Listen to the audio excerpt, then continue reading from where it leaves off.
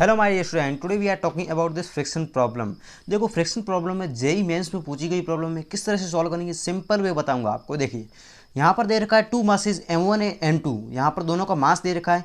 M2 का मास दे रखा है अपन को इसका 10 kg सिंपली, और इसका M1 का मास दे रखा है अपन को यहाँ पर सिंपली 5 kg। ओके, देन अपन को दे रखा है connected by an external string over frictionless pulley are moving, so in the figure the coefficient of friction horizontal surface is 0.15। ये coefficient of friction horizontal surface में कितना देगा? 0.15। ठीक है, अब अपन को फाइंड करना है द मिनिमम वेट m। इस m की मिनिमम वैल्यू क्या है? Should be put on top M2 पर रखा गया है, जो इसको स्टॉप करने के लिए, मोशन ना हो, मोशन को स्टॉप कर दे। इसका मतलब क्या हुआ? अपन यहाँ पर एज्यूम कर लेते हैं कि सबसे पहले देखो ये स्टॉप ही है, ठीक है ना। अब ये यहाँ पर ये मैक्सिमम यहाँ पर ये फ्रिक्शन लग रहा है, जिससे कि यहाँ पर ये स्टॉप है ये सिस्टम। सबसे पहले अपन एज्यूम कर लेते हैं। देखो, अब देखो स्ट्रिंग है, यहाँ पर ये स्ट्रिंग है, इसका मतलब टेंशन में टी एज्यूम कर लेता हूँ। पॉइंट से हमेशा अवे होता है टेंशन, ठीक है ना। अब ये स्ट्रिंग है तो यहाँ पॉइंट से अवे होगा टेंशन, तो इस डायरेक्शन में इस पर टेंशन लगेगा ब्लॉक पर, ठीक है ना। ब्लॉक पर टेंशन इस डायरेक्शन में लग रहा है, और देखो ब्लॉक पर टेंशन इस डायरेक्शन में जैसे ही लगेगा तो ये जो नीचे सरफेस है ना, इस पर फ्रिक्शन प्रोड्यूस होगा। और फ्रिक्शन किस डायरेक्शन में लगेगा? देखो सिंपल वे बताऊंगा। देखो यहाँ पर M2 है, M2 ब्लॉक है, तो इस पर टेंशन इस डायरेक्शन में इसको क्या कर रहा है? पुल कर रहा है, ठीक है ना। तो यहाँ पर फ्रिक्शन क्या करेगा? इसको अपोज करेगा, कि रोकेगा कि भैया आगे मत जा, इसको क्या करेगा? रोकेगा यहाँ पर, ठीक है। फ्रिक्शन इसको अपोज करेगा, क्योंकि फ्रिक्शन क्या करेगा? रिलेटिव मोशन होता है ना, एक दूसरे के रेस्पेक्ट में, उसको फ्रिक्शन अपोज करता है उसका, ठीक है ना। तो जैसे इसको पुल करेगा, आगे जाने की कोशिश करेगा ये ब्लॉक, इस पर फ्रिक्शन बैकवर्ड डायरेक्शन में लगेगा।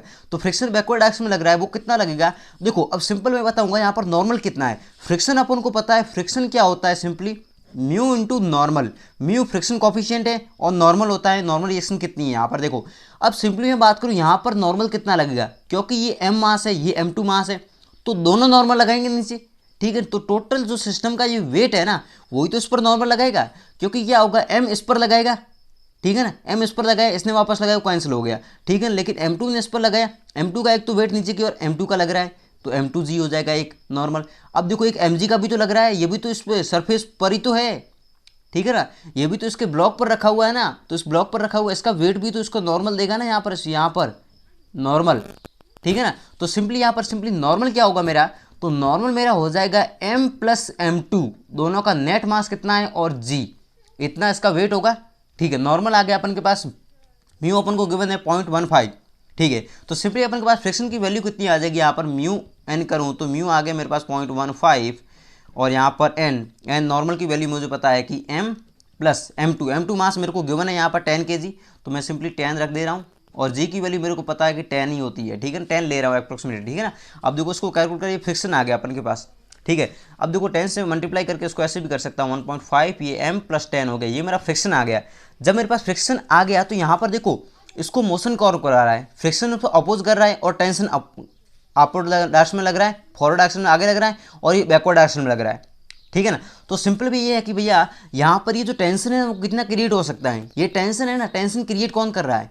ये इसका जो वेट है ना, इसका वेट M1G, वही तो टेंशन को क्रिएट कर रहा है। स्ट्रिंग में टेंशन क्यों आएगा? क्योंकि ये वेट नीचे क्यों लगा रहा है, और स्ट्रिंग में टेंशन आएगा, तो टेंशन सिंपली मेरा M1G के इक्वल होगा, क्योंकि ये मोशन नहीं कर रहा है, अभी इक्विलिब्रियम स्टेट पर है, क्योंकि मोशन नहीं करेगा ना, क्योंकि इसमें दे रखा है मोशन ना करे, स्टॉप द मोशन, ठीक है ना। इसका मतलब टेंशन M1G के इक्वल है, ठीक है। तो सिंपली मेरा टेंशन इक्वल हो जाएगा, M1 मास है मेरे पास 5, और G की वैल्यू 10 ले लूँ तो यहाँ पर 50 न्यूटन आ गया मेरा टेंशन। तो टेंशन की वैल्यू जब मेरे पास 50 न्यूटन आई, अब यहाँ पर हुआ क्या? मैं इसकी बात करूँ नहीं, पूरे सिस्टम की बात कर रहा हूँ, ठीक है ना। ये M और M2 इन दोनों मास की सिस्टम की बात कर रहा हूँ सिंपली। तो देखो इन दोनों पर क्या हो रहा है, इन दोनों पर एक तो फ्रिक्शन लग रहा है बैकवर्ड में, वो कितना है फ्रिक्शन अपन ने फाइंड कर लिया, यहाँ पर ये लग रहा है फ्रिक्शन, ठीक है ना। और अपन को पता है कि इस पर एक टेंशन लग रहा है जो कि इस डायरेक्शन में, और फ्रिक्शन इसका ऑपोजिट डायरेक्शन में। इसका मतलब क्या हुआ? जब टेंशन जो होगा ना इस फ्रिक्शन के इक्वल हो जाएगा ना, तब यहाँ पर ये मिनिमम कंडीशन होगी M मास की, जिससे कि ये स्टॉप हो जाएगा मोशन। इसका मतलब मैं यहाँ पर कर सकता हूँ सिंपली टेंशन को फ्रिक्शन के इक्वल। अब देखो सिंपली मैंने किया क्या है, यहाँ पर ये जो टेंशन लग रहा है, एक फ्रिक्शन लग रहा है इस पूरे सिस्टम पर, ठीक है ना। तो ये टेंशन जब इस फ्रिक्शन के इक्वल हो जाएगा तो यहाँ पर इसका मोशन नहीं होगा, रेस्ट पर आ जाएगा, तो इक्विलिब्रियम स्टेट है, इसका मतलब नेट फोर्स पर 0, ठीक है ना। तो टेंशन फ्रिक्शन के इक्वल कर दिया तो नेट फोर्स 0 हो गया ना, ठीक है। तो सिंपली मैंने टेंशन को फ्रिक्शन के इक्वल किया, तो यहाँ पर हुआ क्या? टेंशन मेरे को पता है कि भैया इसका m1g लग रहा है, ठीक है, वो भी 50 न्यूटन है, इसका मतलब 50 आ गया टेंशन मेरे पास। और फ्रिक्शन की वैल्यू मैंने अभी फाइंड की, इतनी आई मेरे पास 1.5 m+10, ये मेरे पास फ्रिक्शन है, ठीक है। तो इन दोनों को जैसे मैंने इक्वल किया तो मैं यहाँ पर देख पा रहा हूँ कि ये पॉइंट है, इसको मैंने हटाया, यहाँ पर 10 अपॉन में आ गया, इसको क्रॉस मल्टीप्लाई किया तो 500/15 इक्वल टू m+10 आ गया मेरा सिंपली, ठीक है। इसको मैंने डिवाइड कर दिया यहाँ पर, तो सिंपली मैं डिवाइड कर रहा हूँ यहाँ पर, देखो 15 5 से कैंसिल आउट कर रहा हूँ उसको, तो ये 100 हो जाएगा और ये 3 टाइम्स हो जाएगा, ठीक है ना, 100/3 आ रहा है। तो यहाँ पर सिंपली मेरा हो गया 100/3 माइनस का 10 इक्वल टू m, ठीक है ना। इसको मैंने जैसे डिवाइड किया इसमें तो मेरा आ रहा है 33.33 माइनस का 10 इक्वल टू m। तो मेरे पास मास, यहाँ पर मास, मिनिमम मास कितना आया मेरे पास 23.33 kg। मेरे पास ये बोल रहा है कि भैया मिनिमम मास 23.33 kg होना चाहिए, जिससे कि ये मोशन स्टॉप हो जाएगा, ठीक है ना। तो मेरे ऑप्शन में चेक करूँ तो यहाँ पर 23 मेरे गिवन ही नहीं है। बहुत अच्छा क्वेश्चन था, 23 क्वेश्चन में गिवन ही नहीं है।